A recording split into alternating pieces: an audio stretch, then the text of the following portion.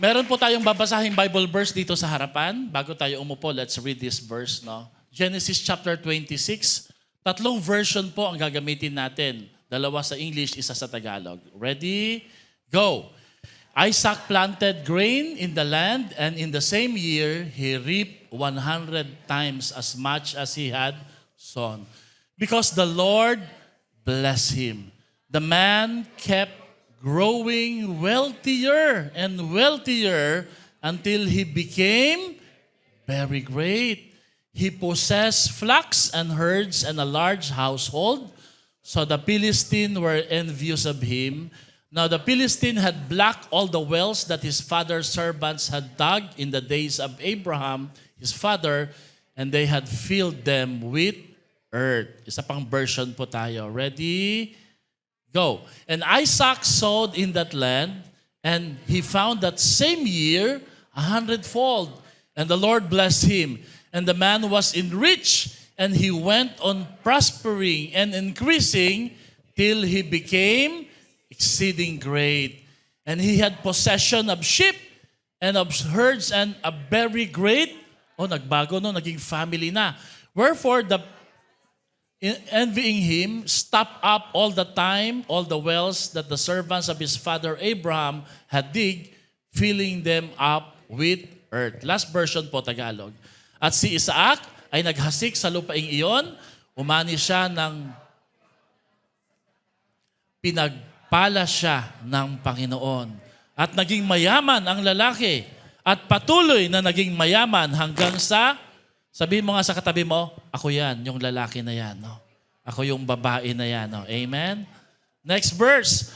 At siya'y nagmay-ari ng mga kawan, mga bakahan, malalaking sambahayan, at kinainggitan siya ng Pilisteo. Lahat ng mga balong hinukay ng mga alipin ng kanyang amang si Abraham, pinagtatabunan at pinuno ng lupa ng mga...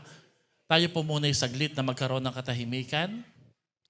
Makisimpatya po tayo sa mga nangyari nitong nagdaang araw, lalo na po sa mga kapatid natin sa Mindanao, mga kababayan, at maging sa ating mga kapastoran sa Sarangani, General Santos, Botolan. Sa Jose Abad Santos, meron tayong mga churches doon, about 50, about 40 churches. Yung iba nangawasak po ang mga tahanan, nasira ang kanilang bahay. Let us just hold a silence and then let us pray po. Pag-pray din po natin ang mga nababalitaan nating nangamatay, mga ordinaryong tao, basketball player, mga aksidenteng hindi dapat nangyari pero nangyari. Let's just hold them in our thoughts and prayer.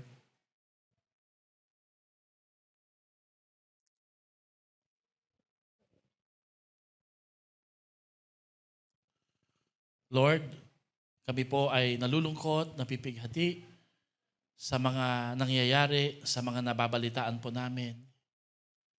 Hindi po namin kayang sabihin na kami ay higit na pinagpala because that would be insensitive, Lord, for those who have suffered, Lord, from this calamity and tragedy. So today, nakikiisa kami sa kanila, Panginoon, bilang tao, bilang kababayan, sa mga magulang na nawala ng mahal sa buhay, sa mga pamilyang nawala ng tahanan, sa mga simbahan, na hindi po namin alam ngayong araw na to kung paano sila sasamba dahil tuloy-tuloy pa rin po, Lord, yung aftershock.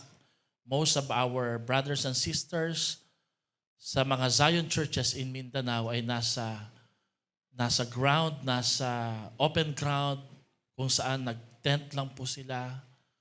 Yung access ng food and water supply ay halos na-cut off, Panginoon. Wala pong makadaan sa mga kalsada dahil nabiyak, na uka, Panginoon, dahil po sa mga reaksyon ng lindol. Pinipray po namin, Lord, that today we hold them up, Lord, in our prayers that may they still find the reason to worship you, Lord, to bless your holy name.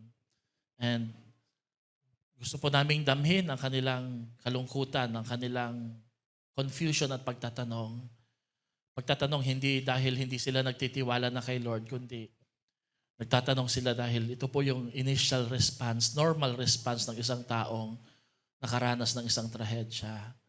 In the aftermath of tragedy, Lord, May we not be a person, Panginoon, or people who judges them, O God, if they question their faith. But may we be in solidarity with them and not just to pray for them, but find ways, Lord, to help them, Lord, and assist their situation. Salamat po. Tulungan niyo po ang mga government officials doon, maging ang aming bansa. At alam namin, Chuck, na may ginagawa pong paraan para matulungan. At samahan niyo po kami, pakaingatan niyo kami lagi. Napakagandang paalala that every day, every hour, every minute is a borrowed time. It's a gift coming from you, Lord. And we will never take it for granted. Kung kami nandito ngayon, ligtas, nagpupuri, sumasamba, yun ay dahil lamang sa inyong kabutihan. Lord, hawakan niyo po ang aming buhay. Samahan niyo po kami. Nagtitiwala po kami sa inyo. Kayo ang aming refuge and strength. And we also speak blessings sa mga nag-birthday, magbe-birthday ngayong taon na ito. Brother William, sa aming mga kapatid, kay Joy, lalo na po kay Sis Len, salamat po sa inyong kabutihan sa kanyang pamilya, sa kanyang buhay. We are amazed kung gaano kayo ka-faithful, kung gaano po kayo katapat. At alam namin, Lord, the best is yet to come pa sa kanyang buhay at pamilya. At ganoon din po sa iba. We speak blessing to them right now. Kay Brother Don, Panginoon, nakasama namin ngayon. Kanyang buong pamilya, salamat po sa goodness and mercy ninyo. Oh Lord, it's so good to celebrate the gift of life kasama po ang pamilya at ang community na nagmamahal sa inyo. Kaya Lord, pinupuri namin kayo, ganoon din po kay Sis Matet. Salamat po sapagkat nagpasimula kayo ng magandang bagay sa kanyang buhay at sa kanilang compound, sa kanilang pamilya. Purihin kayo sa mga kapatid pa namin. Pagpalain niyo po ang buhay nila. In Jesus' name we pray. Lahat ay magsabi ng Amen at Amen. Palakpakan natin si Lord. Muli po, ngiti po tayo, upo na po tayo. No?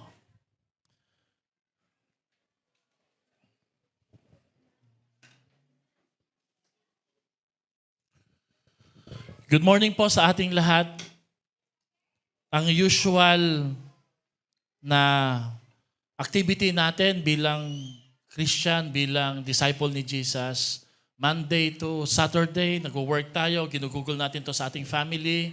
And then, pagdating ng araw ng linggo, binubukod natin yung araw ng linggo kasi ang araw ng linggo para kay Lord po talaga. Ito po ay nakalaan para sa Kanya, para sambahin natin siya, para purihin natin siya. Madalas ko itong binabanggit na ang church ay hindi lamang natin simbahan, but this is also our home and this is also our family. At alam natin na kahit gaano kalayo, kahirap, o di kaya may mga time, may mga pagkakaiba-iba tayo, we never give up on our family. At ngayong umaga na to, tuwing linggo lang din po tayo na tayo ang nagbibigay kay Lord, hindi tayo humihingi. For 6 days, tayo ang humihingi kay Lord ng pag-iingat, pagbabantay. Pero sa araw po ng linggo, tayo po ang nagbibigay ng pinaka-the best time para sa Kanya. At higit sa lahat, maging ang ating mga tithes and offering. Okay. Nakalimutan ko rin po palang banggitin, no?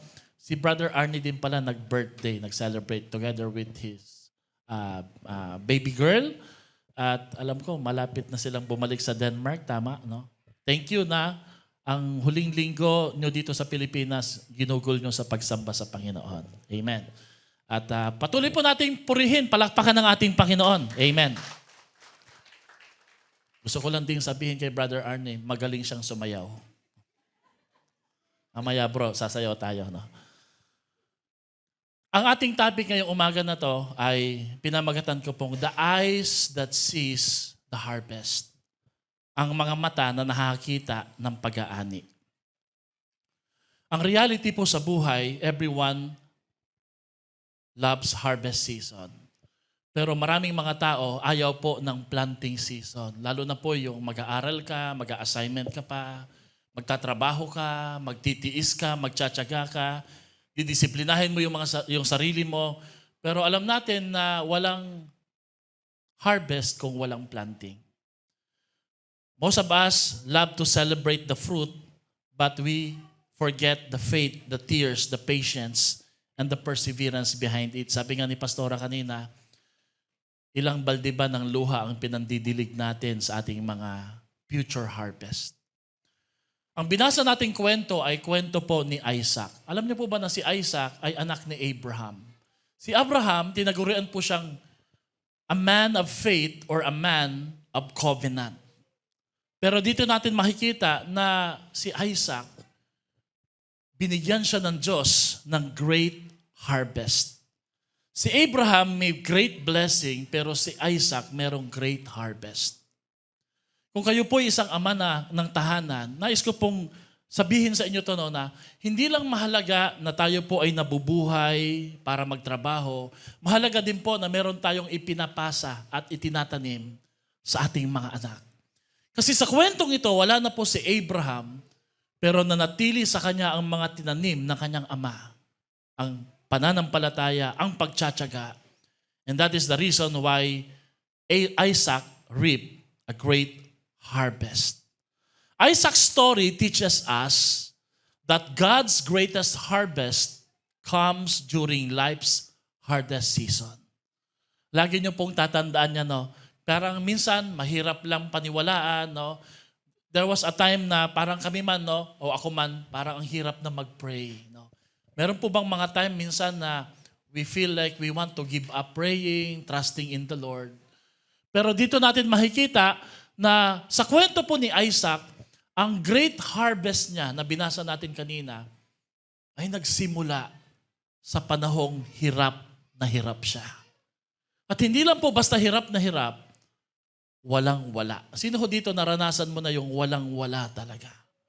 But the good thing is, hindi talaga walang-wala si Isaac kasi meron pong naitanim sa kanyang puso. Yun po ang kanyang pananampalataya. Meron pong great famine in the land. Hindi ko po alam kung bakit po nagkaroon ng taggutom.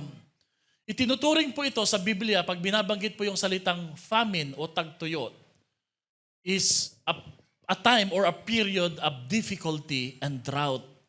Wala pong tumutubo na vegetation, wala pong mahirap magtanim. Pero ang pinakamatinding challenge po dito, ang Israel kasi malapit lang sa Egypt, there is the temptation to go back to that place. Binabanggit ho dito sa naunang talata, Genesis chapter 26, nung nagkaroon ng taggutom sa bansang Israel, mahirap makahanap ng tanim, mahirap magtanim, pero ang pinakamatindi po dito na kahirapan, yung kahirapan po o struggle, babalik ba si Isaac sa Ehipto? Alam niyo po ba kung ano nangyari? Although Abraham was a man of faith, nangyari na rin po ang pagsubok na ito nung nagkaroon din ng taggutom, na-tempt si Abraham na bumaba sa Ehipto para humingi ng tulong doon. Now, Pastor, ano pong masama sa Egypt? During that time, Egypt is a symbol of slavery, a symbol of sorrow, and a symbol of shame. Bagamat maraming vegetation kasi nandoon po, dumadaan ang maraming Jordan, 4 po yata yon. Pero yung lugar na yon, meron silang sinasamba na mahigit 200 million gods and goddesses. Si Osiris, yung buaya sa Nile River, nagkakaroon sila ng mga child sacrifices. Kaya malinaw po ang utos ng Panginoon kay Abraham during that time at lalo na kay Isaac, don't go down to Egypt. Sabi mo nga sa katabi mo, don't go down to Egypt.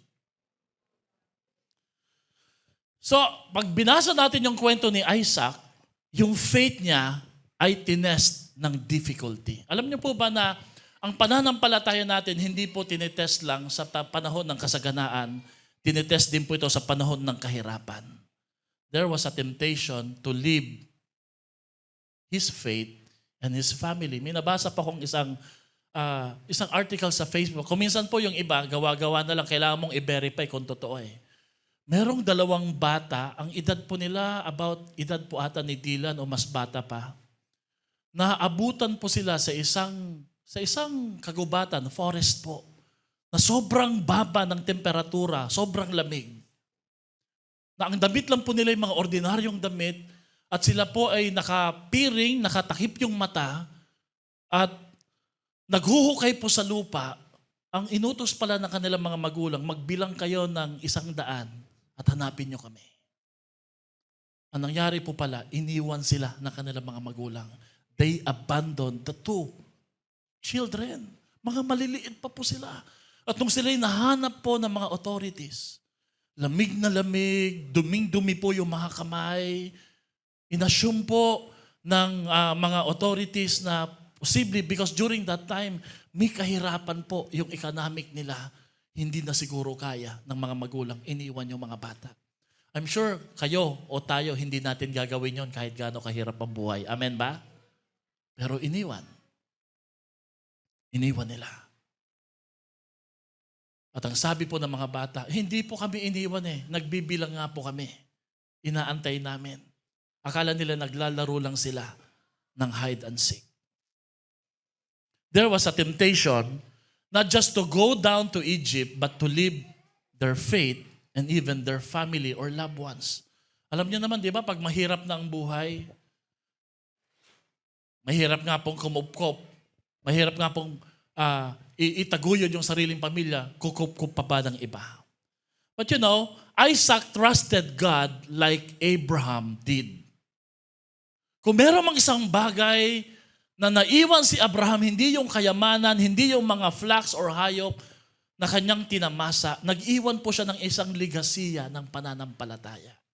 At gusto ko pong ipaalala to lagi, no, sa church po natin, mahalaga po na meron tayong possession, may position tayo sa buhay, meron tayong properties, pero pinaka-importante lahat, mahalaga na nakikita ng ating mga anak at ng ating pamilya ang ating pananampalataya. Mga magulang, tinitingnan kayo ng inyong mga anak paano kayo tumutugon sa panahon ng kahirapan. Paano kayo sumasamba, paano kayo nananalangin, paano kayo nagre-react. Tinitingnan nila. At darating yung panahon, kokopyahin nila yung nakikita nila. At alam niyo po ba yung tinanim na pananampalatayang ito ni Abraham kay Isaac lumabas sa panahon ng problema. Ito ho yung totoong legacy. Kasi nakopya, pero hindi lang nakopya, naipasa. At nanatili po sa pananaw ni Isaac yung katotohanang nakita niya sa kanyang ama. That God is faithful no matter what from generation to generation. That's why sa Bible, sa Old Testament, saka sa New Testament, madalas banggitin, I am the God of Abraham, Isaac, and Jacob. I am the God of Abraham, Isaac, and Jacob. Nakopya yung pananampalataya. Ang pananampalatayang isinasabuhay natin ngayon ay makikita sa ating mga anak pagdating ng panahon. At hindi ito mapapatunayan sa mga magagandang araw lamang, kundi sa gitna ng mga pagsubok at mga hamon sa buhay. Nung wala na po si Abraham, wala na siya para magbigay payo, wala na siya para alalayan, wala na siya para samahan ng kanyang anak. And this time, Isaac, nag-iisa na lang siya para sa kanyang sariling desisyon. Isaac made the right decision. Hindi siya bumaba sa Egypt, nanatili po siya sa kanyang pananampalataya at nagtanim siya. Ano daw po ang pinakamatinding ebidensya na naipasa ang pananampalataya? The greatest evidence that our faith has been passed on is not what our children say in the church. But the greatest evidence is how they respond in crisis. Alam nyo, hindi man mananampalataya yung mga magulang ninyo. Pag nakikita nila kayo kung paano kayo tumutugon, kung paano kayo nagre-respond, kung paano kayo nagsusumikap, paano kayo nananampalataya, yan ay isang pagkakataong gagamitin ng Diyos para makakilala sila sa ating Panginoon. Huwag kayong mawawalan ng pag-asa. Amen? Because parents may plant seeds of faith, but storm will reveal the depth of the roots. Malalaman kung gaano tayo naging matagumpay sa ating pagiging Kristiyano kapag niliglig, sinubok na ang ating mga pamilya at ating mga mahal sa buhay ng pagsubok. Mananatili kaya ang kanilang katatagan, malalim kaya ang kanilang mga ugat. And this is why, ang tema ng ating buong taon as a church is building a legacy. A discipleship making legacy. Because we want to make it sure na hindi lang tayo nagbibuild ng mga infrastructure, mga material na bagay sa mundo. All those things are important, but we make it sure na meron tayong naitayot na pasimulan na legasiya ng pananampalataya. Amen?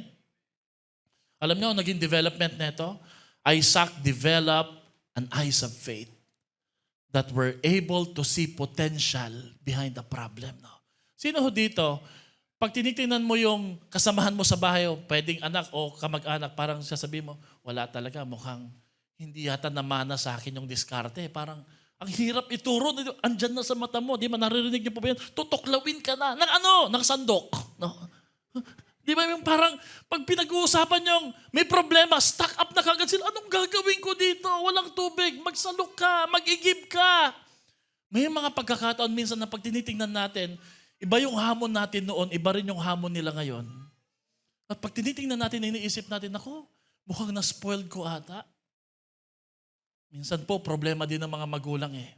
Tinanggal yung hirap at sakripisyo, naging komportable yung buhay. Pagharap nila sa hamon, wala na tayo. Paano na? Paano na? Sino po nakaka-relate sa sinasabi ko? Say amen po. At ang isa rin po maganda na makikita at mababasa natin dito, na natili po yung mga tao sa kanya. Alam niyo, may kakilala po ako, na wala na siya lahat ng trabaho, dati po siyang may kaya, may pera, may katulong, may kasamahan sa bahay. Pero nung nawalan na po siya ng trabaho, may mga dapat siyang bayaran, alam niyo po ba, na natili po yung kasamahan niya sa bahay na to sa kanya. At ito po maganda, hindi na siya nagpapasweldo. Pinapaalis na siya ng kanyang, kung tutuusin, maituturing na amo. Sabi niya, wala na ako ipapasweldo sa kanya. Alam mo, sabi niya, ma'am, naging mabuti po kayo sa amin, sa nanay ko at sa akin ngayon. Ngayon pong nahihirapan kayo. Ngayon pa po ba ako aalis o ngayon po ba kayo iiwanan? Alam niyo po nangyari? 2 years ago po yata yun, nagkita po kami. Naka-recover po yung amo na ito. At nandun pa rin po ang kanyang kasamahan sa bahay. At hindi na po basta kasamahan, kapamilya na at mahal niya sa buhay. Wow! Amen? Kaya bukod sa pamilya, there are 3 types of friends when there's a difficulty. Friends for a season, friends for a reason, and the rare friend for a lifetime. Grabe, kaya pala, yung dating mga servants ni Abraham, pag binasa natin sa ibang translation, they become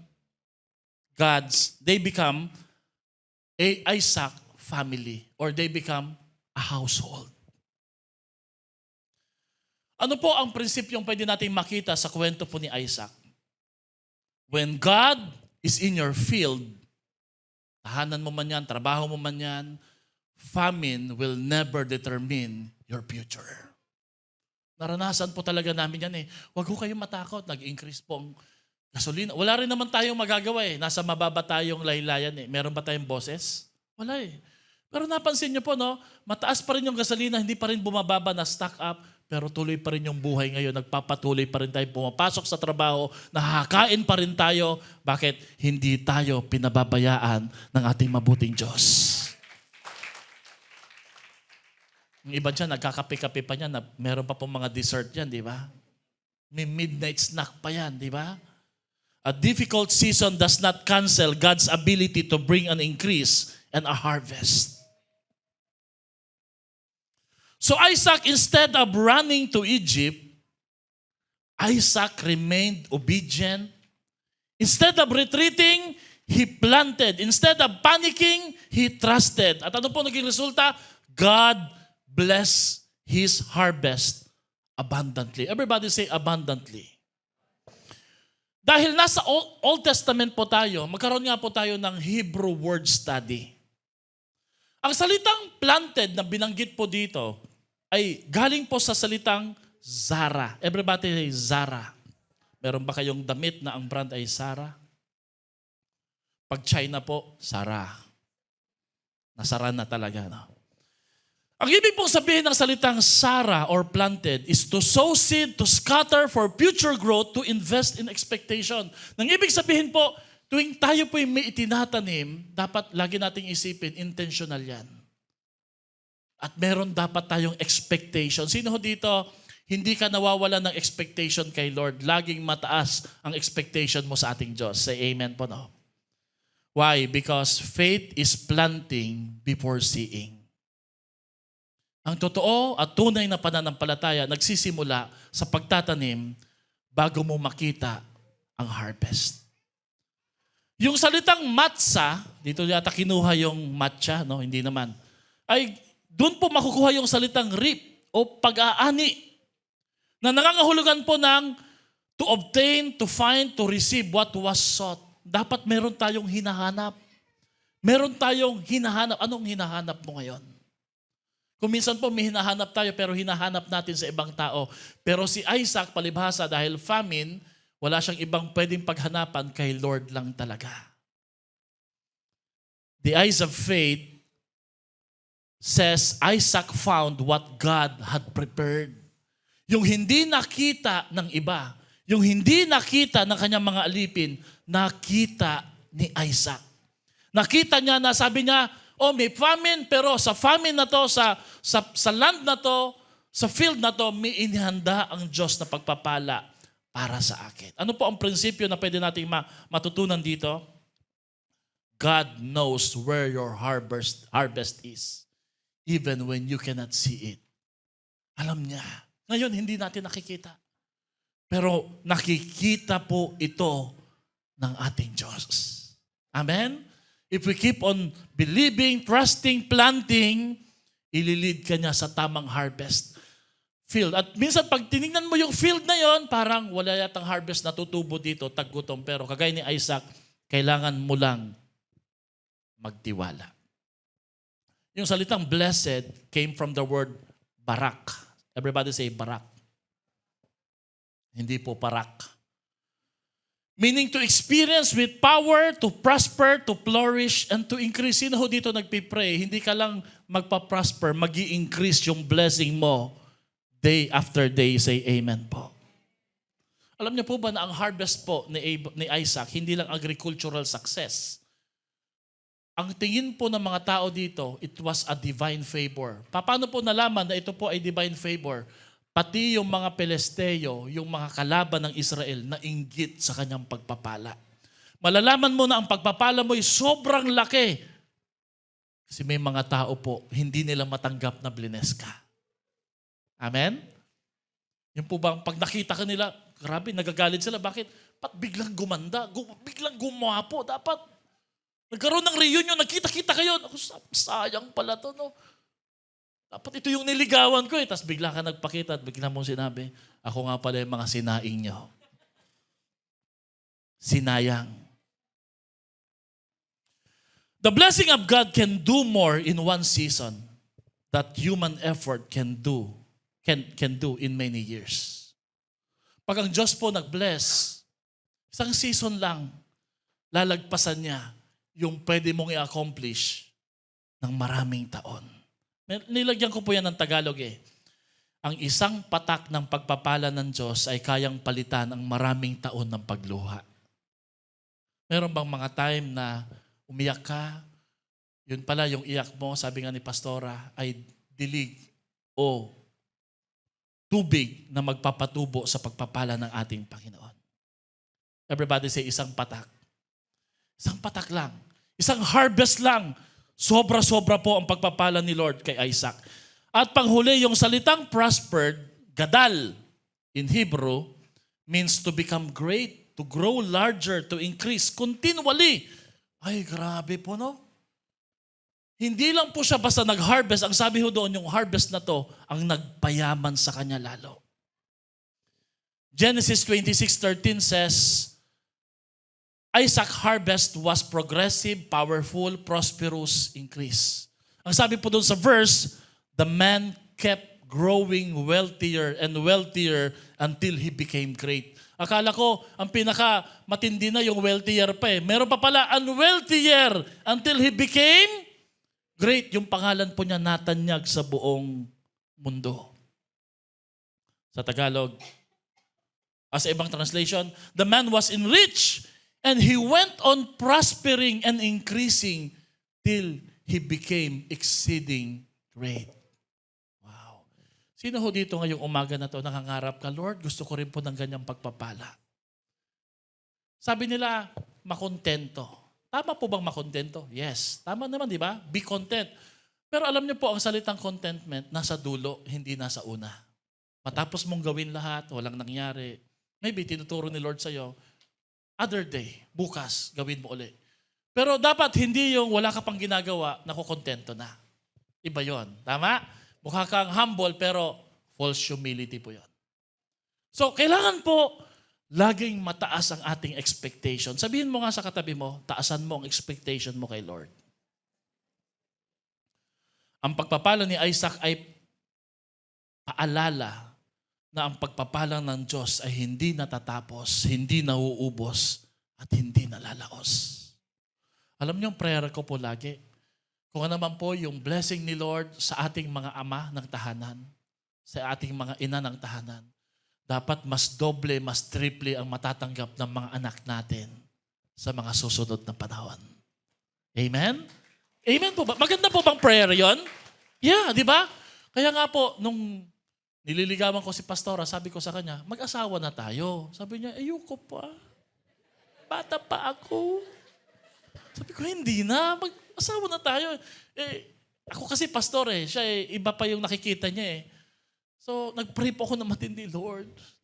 Sana po ay, ano kayang dahilan? Parang nagdududa ba siya sa akin, Lord? Lord, alam mo naman, Lord. Wala man akong kagwapuhan, pero marami akong pananampalataya. Walang pera, no? Walang kayamanan. No? Di nag-asawa po kami. 30 years old kami, o ako, nung pumunta dito sa Baliwag. 30 years old. 45 na po ako ngayon. 15 years na po kami dito sa Baliwag. Si Pastora, 28 years old nung pumuntang Baliwag. Pag tinitingnan po namin yung mga anak namin, sabi ko, sana pala mas maaga Bakit? Kasi si JL, si Jihaya, ilang taon ako neto pag kayo po mga medyo mas mabata-bata pa, mapaghahandaan nyo pa yung kanilang kinabukasan. Mas mapapaganda nyo pa. Pero, hindi naman yan sa kakayahan natin Nasa kakayahan niya ng ating Diyos. Lalo kung naglilingkod ka sa ating Panginoon.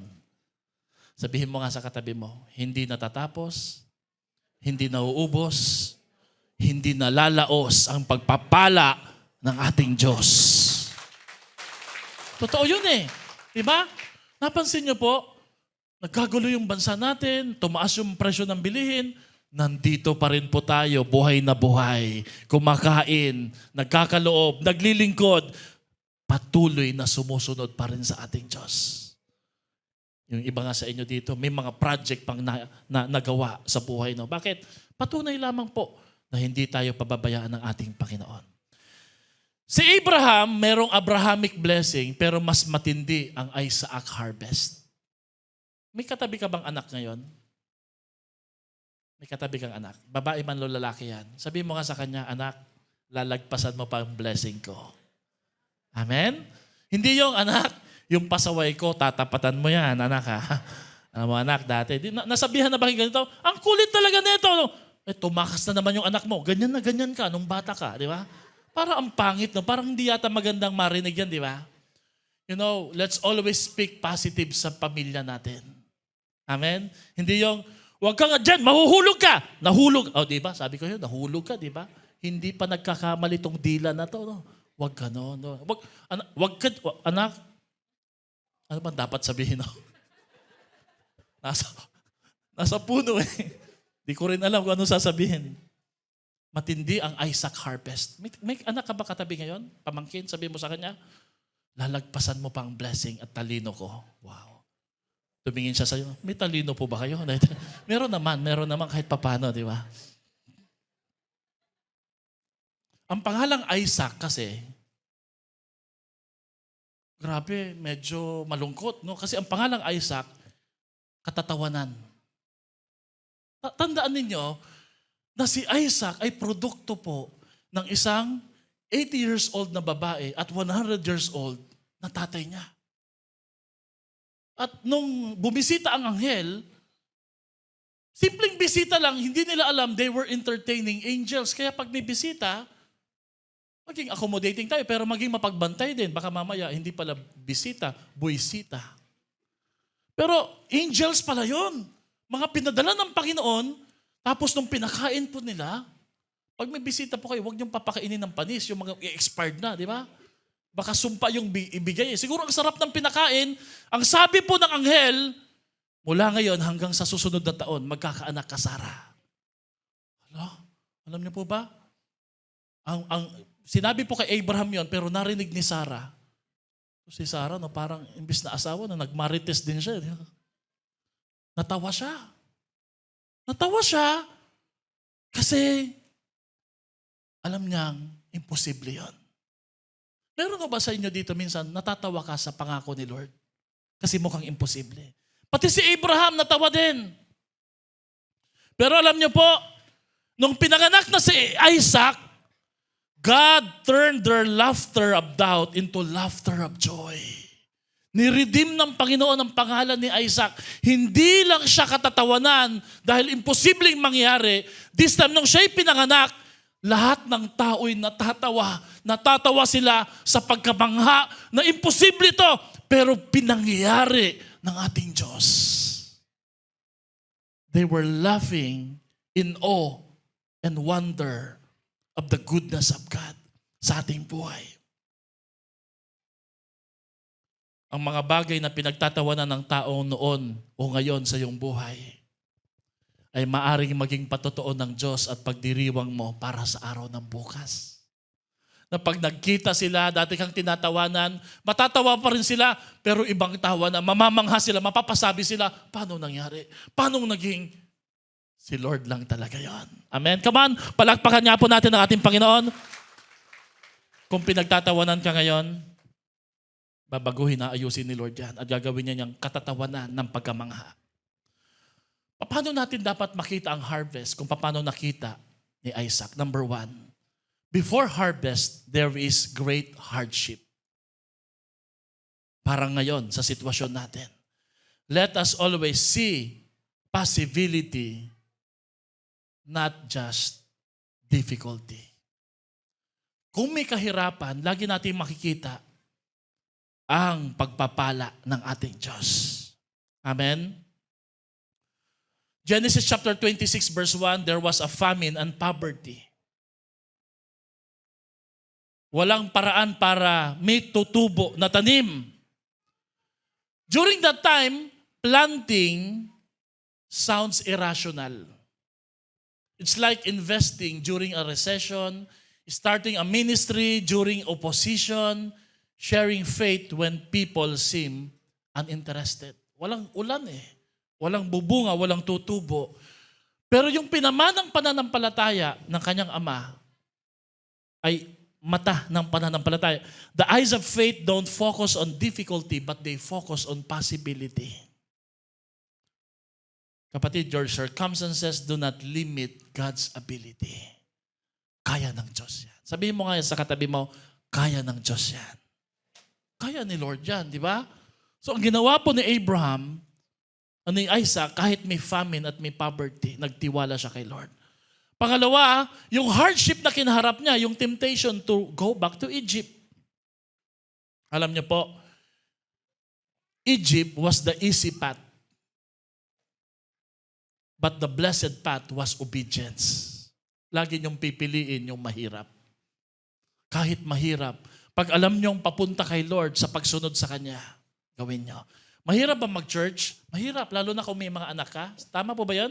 Ginagayak mo pa lang, parang di mo na ibig tumuloy. Kami kasi 3 anak namin eh. Pag meron kaming papasyalan, mamasyal tayo doon, no? Ginagayak mo pa lang sila, pagod na pagod ka na eh. Yung dating, yung nilinisan mo, dinamitan mo, pagbalik, may dumi na kagad dito. Parang ibig mo na, wag na nga lang tayo tumuloy. Na-experience mo ba yan? O kami lang? Kami lang ata, no? Bigyan nyo naman kami ng tip, paano ba? Mag-church, ikot-ikot, di ba? Pero ganun talaga ang buhay. Sabihin mo nga sa katabi mo, nag-asawa ka eh. Talaga, di ba? Amen? Nagpipray po kami ni Pastora, yung mga mag-aasawa dito. Gusto namin kayong bigyan ng OJT. Titira kayo sa bahay ng mga may asawa. At titingnan nyo yung buhay nila, tapos bigla kayo magdidesisyon, tutuloy pa ba tayo? Ito na yung sneak peek ng inyong kinabukasan. tuloy pa rin, di ba? Bakit? Masarap magkaroon ng mga anak at pamilya. Amen ba? Parang alanganin kayo. Amen. Blessed path of obedience. Sabay-sabay nga pong basahin ito ng malakas. Ready, go? Kahit anong mangyari, nandyan ba yan? Okay, kahit anong mangyari, huwag ka nang babalik sa lugar kung saan ka tinubos at niligtas ng ating Diyos. Yung Egypt, huwag mo nang babalikan yan. Pag may difficulty kasi, natitempt ka, may mga alok, di ba? Oh, gawin mo to. Oh, gawin mo rin. O yan, yung dati mong tinatrabaho, yung dati mong pupuntahan, huwag na. Kasi kung saan ka niligtas at hinango na ng Diyos, huwag ka nang babalik doon. Amen. Isaiah 31 verse 1 has a warning how terrible it will be for those who go down for Egypt for help. Ang linaw pa. Kaya pala sinasabi sa Genesis na huwag kang bababa sa Egypt. Huwag. Huwag kayong bababa doon. Terrible ang magtiwala sa kanilang mga karwahe, mga kabayo. The one who do not look to the Holy One of Israel or seek the Lord. Kung nagtitiwala ka sa iyong trabaho, sa iyong kita, nagtitiwala ka sa iyong property, kailangan po ibaling mo yung tiwala sa ating Diyos. Because these properties, this worldly dependence symbolizes Egypt sa buhay po natin. Never leave the place of God's will for the place of apparent security. Huwag nating bibitawan. At ang hamon po palagi, manatili kung saan ka tinanim ng ating Panginoon. Ngayong darating po na July 15, July 19, ang isang magandang tanong dito ay ilang taon ka na sa Zion Baliwag? Hindi kasi maganda yung palipat-lipat po, no? Punta ko sa Zion Baliwag, hindi pala pogi yung pastor, wag na lang. Kung pumunta ka kasi nung year 2011, ay malamang mananatili ka. Mas bata kasi ako noon eh. Ito na yung produkto ng mga problema, ng difficulty. Amen? Pero yung mga nananatili dito, ini-imagine na lang nila yung batang pastor noong 2011. Yan, di ba? Di tayo pumupunta sa church dahil sa pastor. Pumupunta tayo dahil kay Lord. At si Lord po ang dahilan bakit tayo nananatili. At walang iwanan. Amen? Anong sabi sa Psalms 92 verse 13? Those who are planted in the house of the Lord will flourish in His courts of God. Kapatid, dapat nakatanim ka sa tahanan ni Lord. Hindi ka palipat-lipat, paalis-alis. Amen? Dapat po pag Sunday, hindi ka papayag na hindi ka makakapagsamba, makakapag-church. Bakit? Nakatanim ka sa tahanan ng ating Panginoon. Amen ba? Ang tiningnan po ni Isaac, yung pangako ng Diyos na hindi magmamaliw sa kanyang buhay. Pangalawa, Isaac, hindi lang po siya merong great difficulty, meron po siyang great hardship, meron din po siyang great hard work. See planting as reaping. There's a famine. Anong dapat gawin pag walang-wala? Magtanim. Isaac has faith and hard work. Genesis chapter 26 verse 12 says, Isaac planted. Everybody say planted. Meron po ba kayong bakuran sa bahay kahit maliit lang? Paso? Alam niyo po ba si Pastora, nakaka-harvest po kami ng kamatis, talong sa paso lang. Meron din po siyang tinanim na papaya. Yung papaya, doon po niya kinukuha yung mga pang tinola. Tama po ba? Di ba ako nagkakamali? Pang sigang. Walang papaya ang sinigang, no? Tapos nagulat kami, meron doon sa may pader, may umaakyat na bata. Sabi ko, ano yun, ineng? May nahulog ba na laruan? Kukunin ko lang po yung hinog na papaya. Sa loob-loob ko, amin yan ah. Sa sobrang hiya ko at awa ko, tinulungan ko pa, kumuha ko ng upuan. Ito ba, ineng? Opo, pwede po, isa pa po. Naku, pulagot pa, may isa pa pala. Kinuha. Sabi ni Pastora, mula ngayon, 2 papaya na itatanim natin. Isa para sa atin, isa sa mga mandedekwat. Pero bumawi po kami sa likod namin, sa inuupahan naming bahay. Pagdating namin doon, may nauna nang nakatanim na langka. Hindi nila kinukuha. Tuwing nahuhulog, ang lagi naming proclamation, nahulog na walang nakakita, atin na yan. Pinaalam naman namin sa may-ari, sabi nila, Pastor, basta pag namunga yung langka niyan, sa inyo na yan. Lagi kaming kumakain ng bunga ng langka. Yan lang ka pala, good for the heart. Good for the heart pala yun. Kaya lang, hindi namin nilalagay sa rep. Kasi lahat hinahawaan niya, pati tubig, amoy langka. Ano? Pati gulay, sabi ni Jay, alam ba naman to? Chicken, amoy langka, parang di masarap, no? Layo-layo mo nga yung langka na yan, no? Nakakahawa kasi, no? Pero maganda talaga may tinatanim. Amen? Kasi hindi rin kami bumibili ng kangkong. Umuupa lang po kami ng bahay, ha? Yung maliit po na plant box doon, nilagyan po ni pastora ng kangkong. Doon kami nag-harvest. Tiwala pa kami na ang kangkong hindi talaga galing sa kung ano-ano mga burak o kung ano man. Kasi kami talaga ang nagtanim. Sabi mo nga sa katabi mo, magtanim ka. Magtanim ka. Amen? Nainggit kami doon sa mga may malawak na lupain pero walang tanim. Alam nyo, bigyan nyo na lang sa amin, tataniman namin yan. Kaya yung lupa natin sa church, magtatanim tayo doon. Amen? Lalagyan natin ng bakod. Lahat, pwede mag-harvest, pero ang makakapag-harvest lang yung tumulong magtanim. Amen? Maglalagay tayo doon ng mga, halimbawa, plant box ng pamilyang Di Guzman o ganyan. Lalagay tayo ng petchay. Naalala mo bro yung petchay? Dapat bawat isa may bolo, no? Hindi yung pag namatay yung petchay mo, tinitingnan mo yung kabila, kinukuha mo, hinuhugot mo. Ganun ginagawa namin dati. Kasi ang grade mo nandun sa petchay eh. Pag nakita na namin na nanunuyot na yung petchay namin, akin ka. Umiiyak yung kaklase namin, ma'am, alam ko, buhay na buhay ang kahapon eh. Pero yung patay, wag ganon. Sabi mo nga sa katabi mo, wag ganon. What did Isaac saw? He saw faith, obedience, time, effort, resources. Pag nagtatanim ka, hindi ka lang nagtatanim ng tanim. Nagtatanim ka talaga ng pananampalataya. Ang binibless kasi ni Lord yung mga taong tinutulungan nila yung sarili nila. Amen? Bakit kaya? Palagay nyo, bakit bless ni Lord yung tanim ni Isaac kahit famine, tagtuyot? Kasi nakita po ni Lord yung kanyang willingness na gusto siyang i-bless talaga ni Lord sa pagtatrabaho. You cannot reap what you refuse to sow. Pangalawa, Isaac did not just planted, he was patient. Everybody say patient. Nag-antay siya. Harvest never comes immediately. Between planting and harvest is waiting. Everybody say waiting. Alam niyo po yung waiting, alam niyo po ba yung waiting? Illegal yan. Pag tumaya ka dyan, hindi, waiting pala yun, no, waiting. Waiting, yung waiting po, yan po yung not yet, hindi pa nangyayari. Kaya kailangan mo magtiwala at magantay. Waiting is very challenging.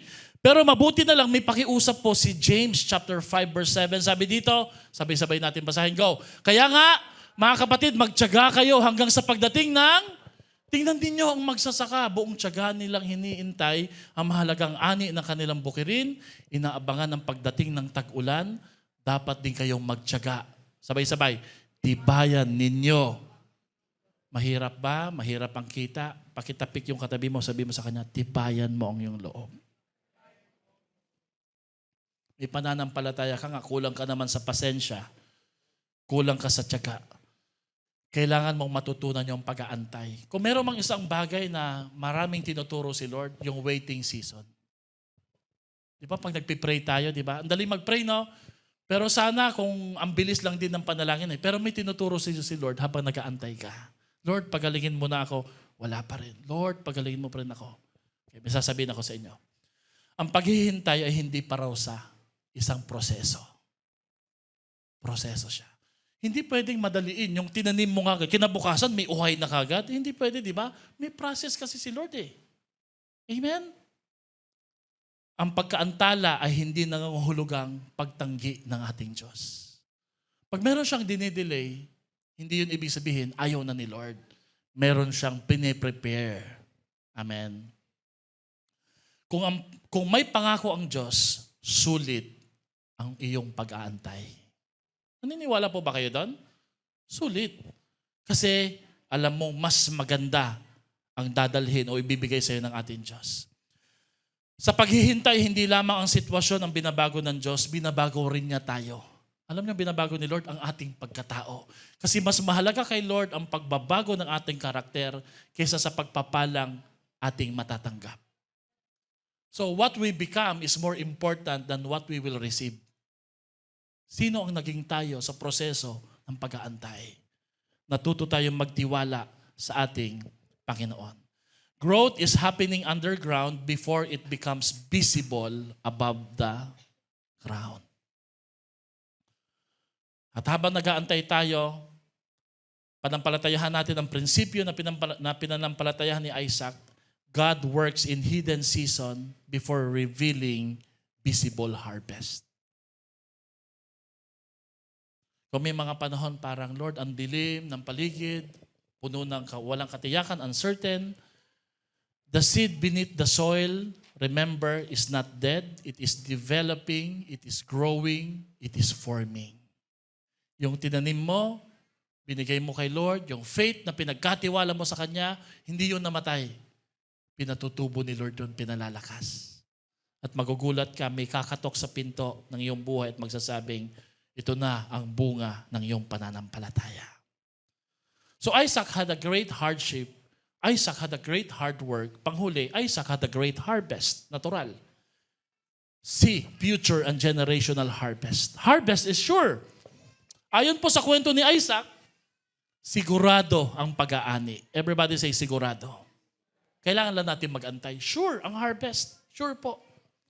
Yung mga leaders po natin na ngayon po ay nakatayo na sa harapan, sila po yung mga dating estudyante po sa church.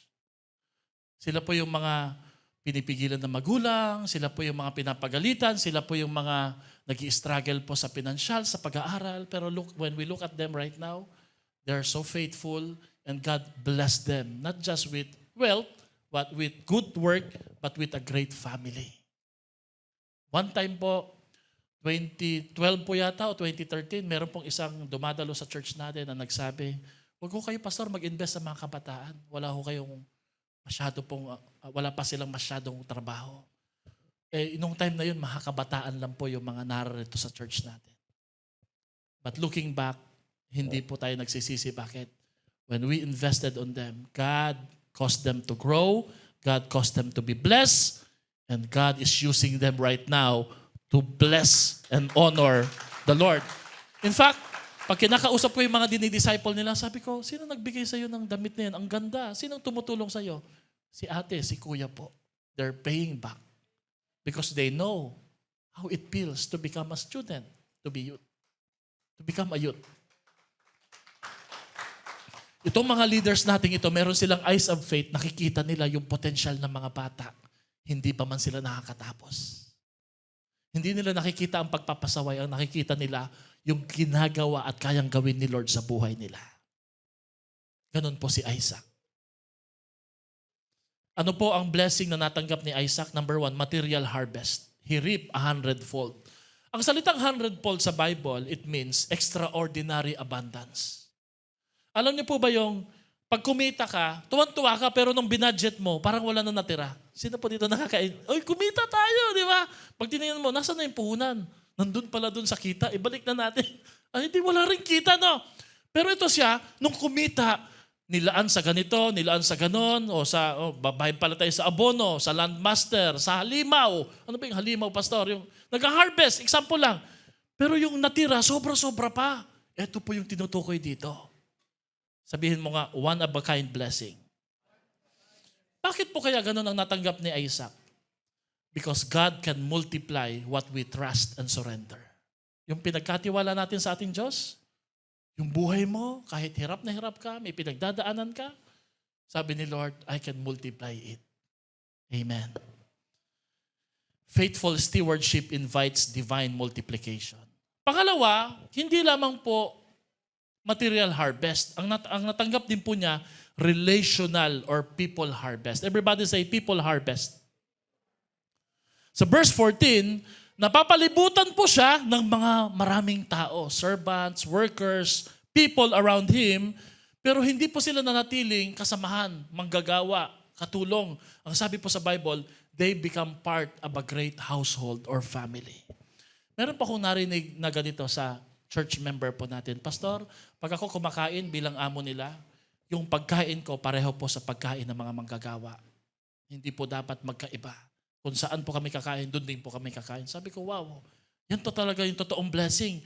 Because as his influence grew, not just his wealth, but his love grew. Lalong lumaki yung love niya sa tao.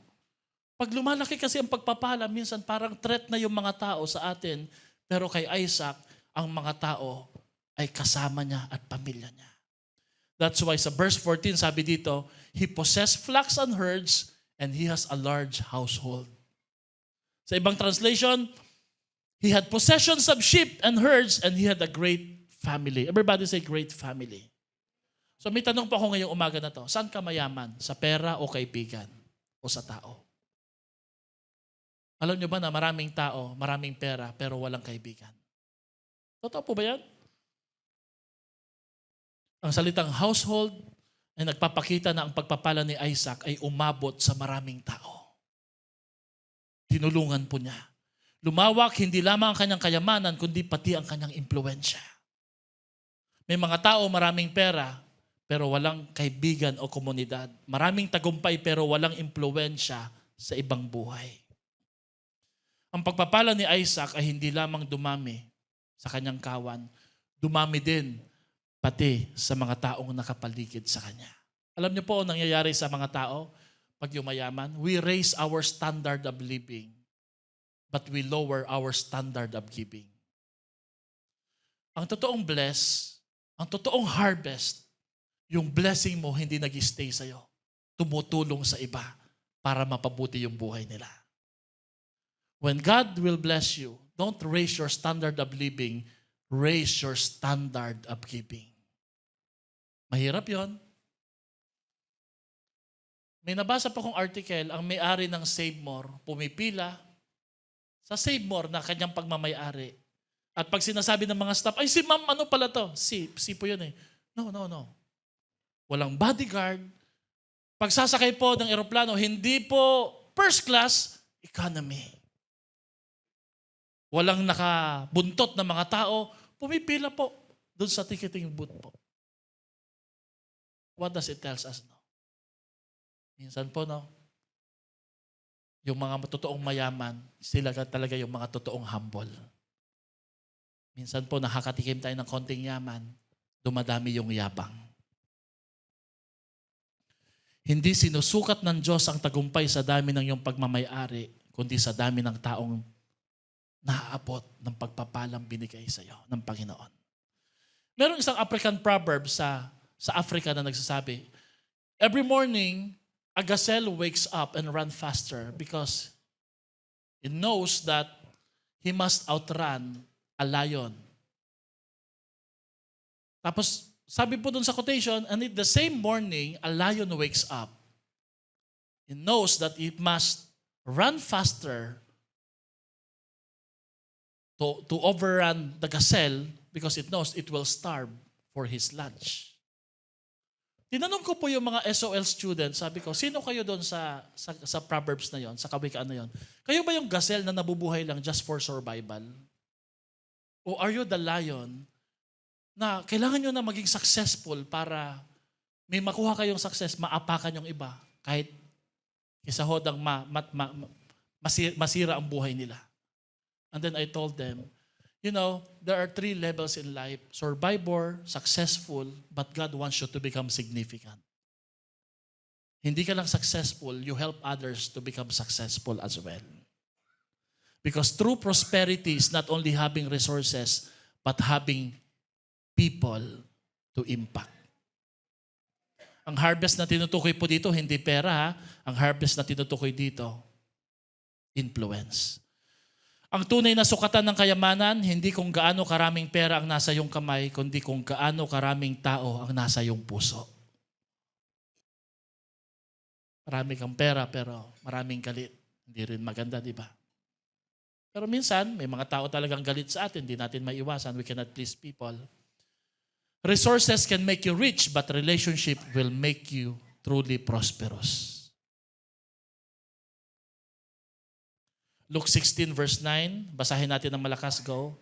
Sinasabi ko sa inyo, makipagkaibigan kayo gamit ang kayamanan ng sanlibutan upang kung maubos man ito, tatanggapin nyo sa walang hanggan mga tahanan. May pera ka ng sanlibutan, gamitin mo, hindi sa pansarili.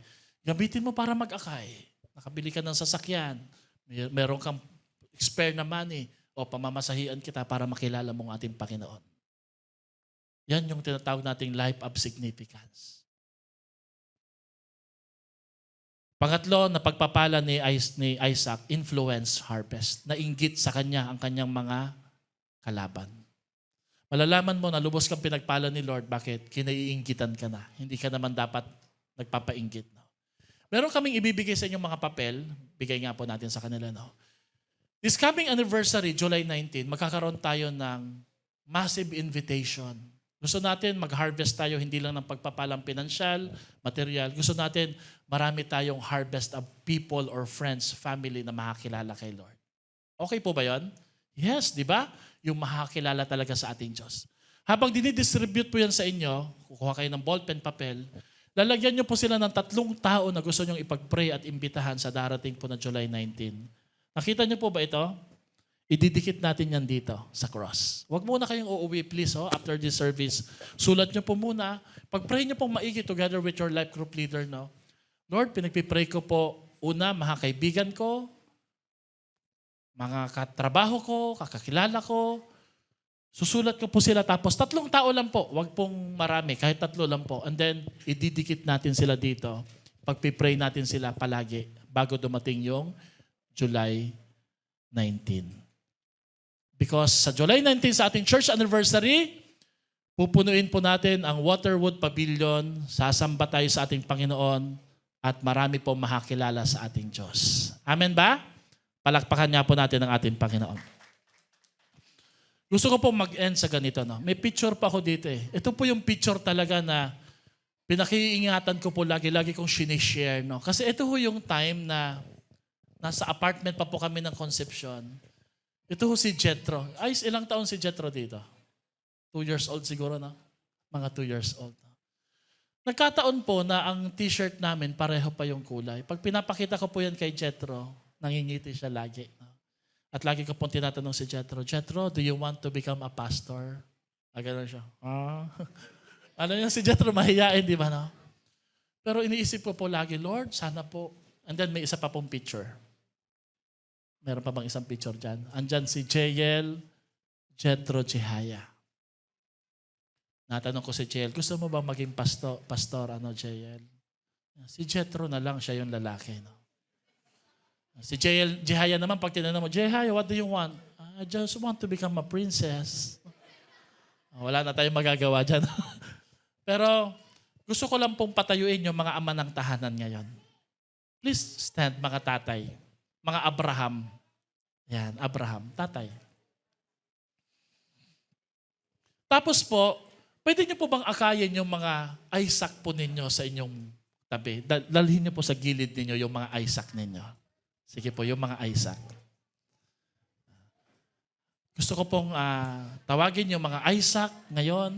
Patabihin niyo po sa inyong tabi.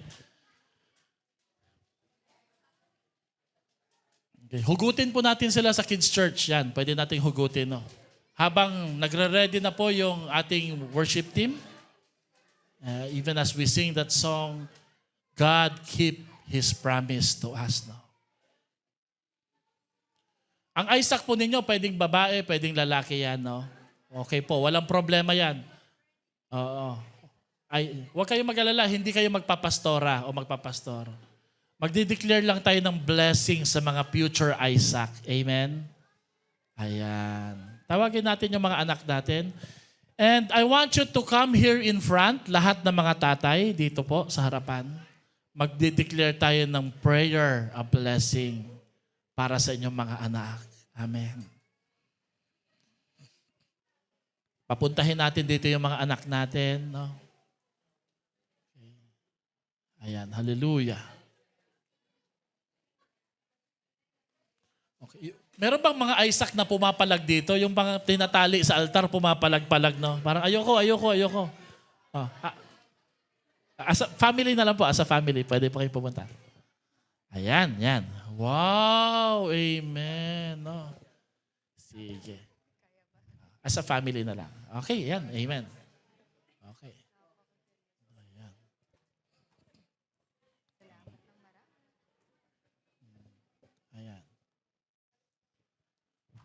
Hallelujah. Okay. 15 years na po ang church po, di ba? Pagkalipas po ng 5 taon hanggang 10 taon, ito yung mga susunod po na magsiserve dito sa harapan ng mga anak nila. Amen? Ito yung mga gagamitin ng ating Panginoon at ito yung mga pagpapalain ng ating Diyos.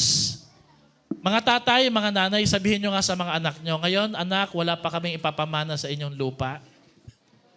Wala pa kaming kayamanan, titulo. Pero can we just say this sa inyong mga anak? Pero anak, ang ipapamana namin sa inyo yung pananampalataya namin. Ang aming pagtitiwala sa Diyos. Na ang priority namin lagi tuwing linggo, araw-araw, ang mahalin ng ating Panginoon. Amen? Ngayong umaga na to, tayo po lahat ay tumayo. Alam niyo po ba mga kapatid, magandang picturean niyo po mga to, no? Bakit? Yung mga nagtatakbo-takbo po dito, yung mga makukulit, darating yung time sila na po yung magli-lead, magsiserve sa ating Panginoon in the near future. Amen? At magkakapamilya. Mga tatay, mga nanay, parents, I just want to say this, no? You're doing great. You're doing great. You're doing a good job. Lalo na pag dinadala niyo sila sa Panginoon. And we want to salute and appreciate you, and we want to say this, no? Pass on the godly legacy. From generations to generations, the Lord will be faithful. Alam niyo, inaapakan niyo po ngayon kasama ng iyong mga anak, you're standing on the holy ground, the ground of faithfulness ng ating Panginoon. Hindi natin alam yung future. Hindi alam ni Abraham, may famine mararanasan ng kanyang anak na si Isaac. Pero inihanda niya ang kanyang anak dahil may pananampalataya siyang tinanim para sa kanila. So lahat ng magulang, everybody, lay your hands to your sons and daughters. Lay your hands to your sons and daughters. Bibigyan ko yun ng pagkakataon para mag-declare, Lord, ibuhos niyo po ang pananampalataya ko sa anak ko. Makilala niya ng lubos ang Panginoon. Tanggapin niya bilang Panginoon sa Kristo. Kung tinanggap na niya, mabuhay siya sa pananampalataya. Bilang estudyante, wala siyang ibang sasambahin kundi kayo lamang, Lord. Lord, I speak blessing sa anak kong ito. Good health, long life, strength, favor. Lahat tayo magbanggit ng harvest sa buhay nila. Sabay-sabay tayo, Lord, we declare bountiful harvest sa mga anak ko. Financial, material, people harvest. They will win souls and make disciples. They will become a good father. They will become a great mother. Soon, pagdating ng tamang panahon, they will have a great influence. Like Isaac, Lord, ang pagpapala nila will keep on growing, increasing and increasing and increasing in the name of Jesus. From generations to generations, Lord. You have kept your promise, Lord. Your word, as you have spoken, Lord, it will never fail. Maging yung mga future na mga magiging anak, Lord, sa sinapupunan ng bawat isa, they will be blessed because they have a parents who worship and honor the Lord. Right now, I speak blessing sa mga Abraham dito, Lord. I speak blessing sa kanilang mga Isaac. Patatagin, pagpalain niyo po ang kanilang buhay. At mula sa kanila, dumaloy ang pagpapala ng Diyos, ang harvest at pag-aani ng Panginoon na siksik, liglig, at umaapaw. Ito po ang aming deklarasyon sa Diyos na makagagawa, lagpas pa sa kaya naming isipin at hilingin sa pamagitan ng kapangyarihan na naghahari sa loob namin. Ito ang aming panalangin sa pangalan ng Ama, Anak, at ng Espiritu Santo. Lahat ay magsabi ng malakas na, Amen at Amen. Palakpakan natin ang ating Panginoon. Awitan natin ang ating Diyos. Purihin natin siya.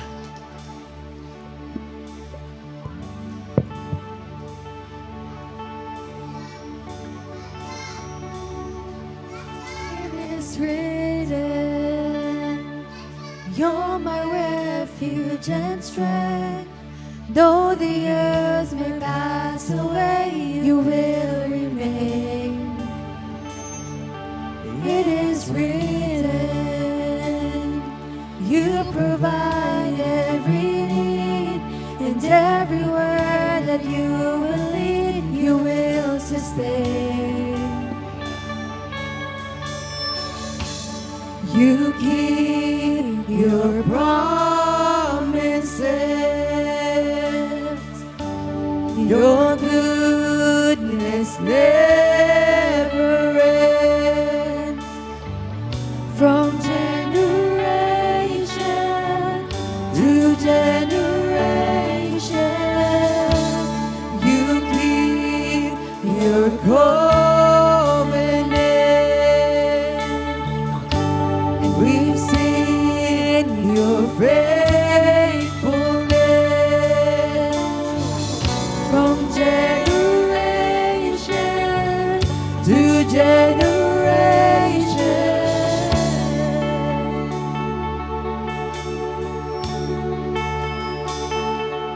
It is written that we're redeemed by your blood, and all the old has passed away, the new has come. And it is written, it's not by power or might, but by the Spirit of the living God in us. You keep your promises. Your goodness never ends. From generation to generation, you keep your covenant. And we've seen your faithfulness from generation to generation.